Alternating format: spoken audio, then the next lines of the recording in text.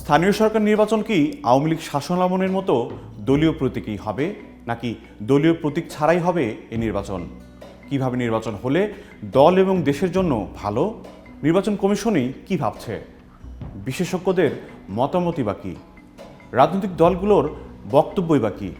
চলুন জেনে নিই বিস্তারিত। 2015 সালে স্থানীয় সরকার নির্বাচন দলীয় প্রতীকে করার সিদ্ধান্ত নেয় আওয়ামী লীগ সরকার। এরপর থেকে স্থানীয় সরকার নির্বাচন দলীয় প্রতীকের ব্যবহার বন্ধের দাবি জানিয়ে আসছিল বিভিন্ন দল এবং নির্বাচন বিশ্লেষক সহ সংশ্লিষ্টরা। গত বছরের 18 আগস্ট স্থানীয় সরকার নির্বাচনে দলীয় প্রতীক বরাদ্দের ধারাগুলো বাতিল করে অধ্যাদেশ জারি করে অন্তর্বর্তী সরকার। ইউনিয়ন পরিষদ, উপজেলা পরিষদ, পৌরসভা এবং সিটি কর্পোরেশন আইন সংশোধন করে অধ্যাদেশ জারির ফলে স্থানীয় সরকার নির্বাচনে দলীয় প্রতীকে নির্বাচন করার বিধান বাতিল করা হয়। সে সময় বিএনপি, এনসিপি সহ বিভিন্ন দল এই আইন সংশোধনকে ইতিবাচক হিসেবে উল্লেখ করে। এর আগে অন্তর্বর্তী সরকারের করা নির্বাচন ব্যবস্থা সংস্কার কমিশন এবং স্থানীয় সরকার সংস্কার কমিশনও দলীয় প্রতীক বাদ দেওয়ার সুপারিশ করেছিল। আগামী 12 মার্চ ত্রয়োদশ জাতীয় সংসদের প্রথম অধিবেশন শুরু হবে। অন্তর্বর্তী সরকারের সময় যতগুলো অধ্যাদেশ জারি করা হয়েছে সেগুলো জাতীয় সংসদের প্রথম অধিবেশনে উত্থাপন করতে হবে। সংসদ বিবেচনা করে যেটা রাখার প্রয়োজন সেটা রাখবে। সংসদে উত্থাপনের 30 দিনের মধ্যে এটি অনুমোদন করা না হলে সেটি বাতিল হবে।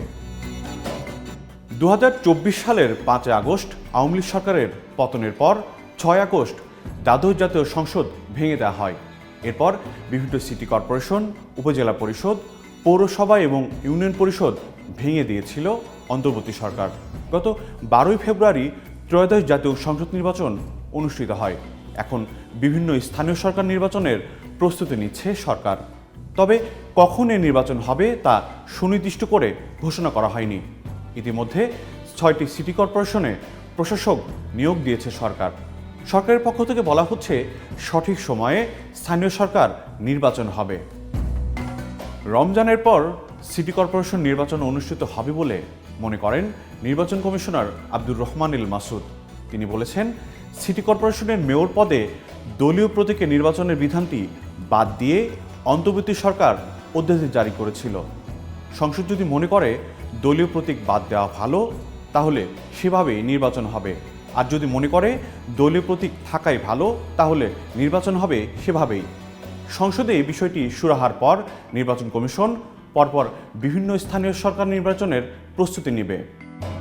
নির্বাচন বিশেষজ্ঞ জেসমিন টুলি মনে করেন, স্থানীয় সরকার নির্বাচন নির্দলীয়ভাবে হলে মানুষের সেবা পেতে সুবিধা হবে, আর দলীয় প্রতীকে করা হলে দলের মাঝেও বিভাজন তৈরি হয়। এছাড়া তৃণমূলেও ভয়ানকভাবে বাড়ে সংঘাত। তার মতে এসব নির্বাচন নির্দলীয়ভাবে করা হলে রাজনৈতিক দলের সঙ্গে সরাসরি সম্পৃক্ত নন এমন অনেক যোগ্য মানুষ নির্বাচনে আগ্রহী হবেন।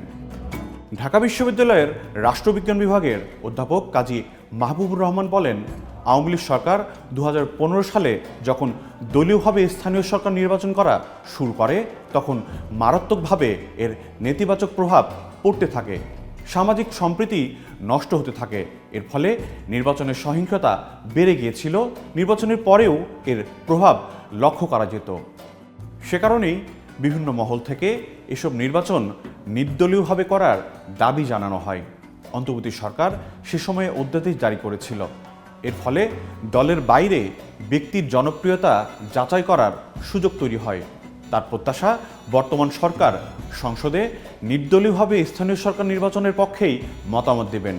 তার মতে, দলীয় প্রতীকে স্থানীয় নির্বাচন করা হলে তৃণমূলে দুর্বল হতে থাকে দলের ভিত্তি। এখন স্থানীয় সরকারের এসব নির্বাচন কোন পদ্ধতিতে হবে সেটির জন্য অপেক্ষা করতে হবে সংসদের প্রথম অধিবেশন পর্যন্ত।